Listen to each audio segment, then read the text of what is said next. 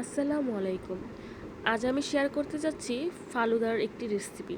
তার জন্য আমি রাঁধুনির ফালুদা মিক্স এর একটি ভ্যানিলা ফ্লেভারের একটি প্যাকেট নিয়েছি 1 লিটার পরিমাণে তরল দুধ। ফলের মধ্যে নিয়েছি কলা, আপেল এবং আঙ্গুর। আপনারা চাইলে আপনাদের পছন্দ মতো যে কোনো ফ্রুটস দিয়ে এটি সাজাতে পারেন। নিয়েছি সামান্য পরিমাণে কাস্টার্ড পাউডার। এবার একটি পাতিলে 250 মিলি পানি নিয়ে জেলিগুলো মাঝারি আছে প্রায় 4-5 মিনিট ধরে রান্না করে নেব।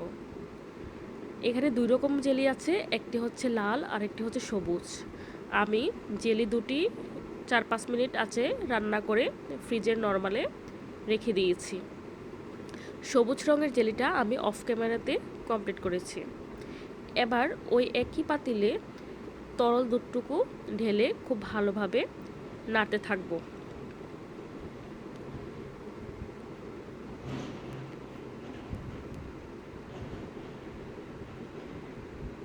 হালকা গরম হয়ে আসলে কিংবা বলক আসলে আমি যে কাস্টার্ড পাউডারটা আছে তা মিশিয়ে খুব ভালোভাবে নেড়ে নেড়ে দিব।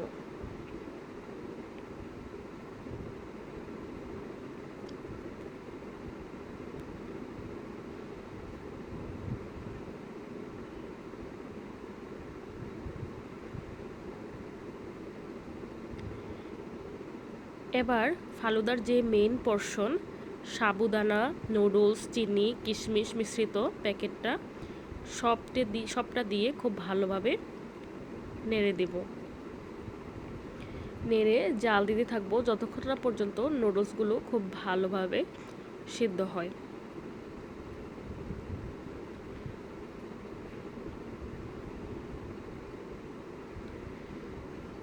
নুডলসগুলো সিদ্ধ হবে এবং দুধটা অনেকটা ঘন হয়ে আসবে।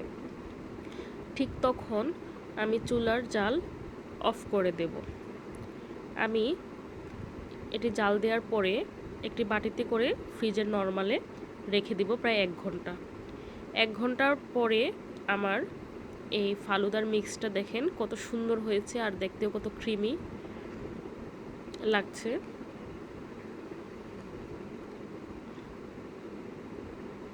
এবার ফলগুলো আমি কেটে নিয়েছি, সাথে আমার জেলিগুলো জমাট বেঁধে আছে।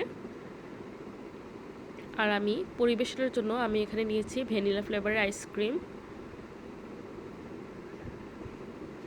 এবার পরিবেশনের পালা। আমি একটি বাটিতে প্রথমেই ফালুদা নিয়ে নিব।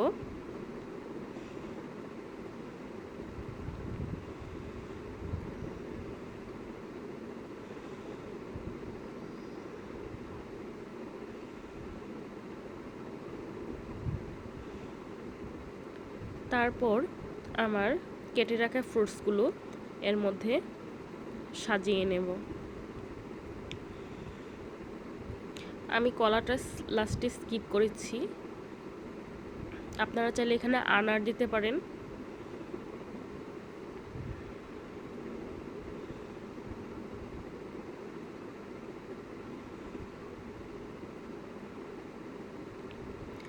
এবার কিউব করে রাখা যে জেলিগুলো এগুলো আস্তে আস্তে চামচের সাহায্যে আমি খুব ভালোভাবে ছড়িয়ে দেব। এই জেলির জন্য লুকটাই অনেক সুন্দর লাগে।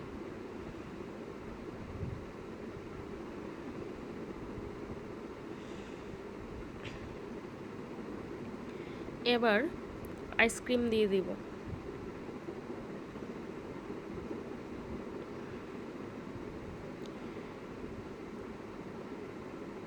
এই তো আমার ফালুদার ফাইনাল লুক। খেতে মাশাআল্লাহ অনেক ইয়াম্মি হয়েছে। আজকের মতো বিদায়, আল্লাহ হাফেজ।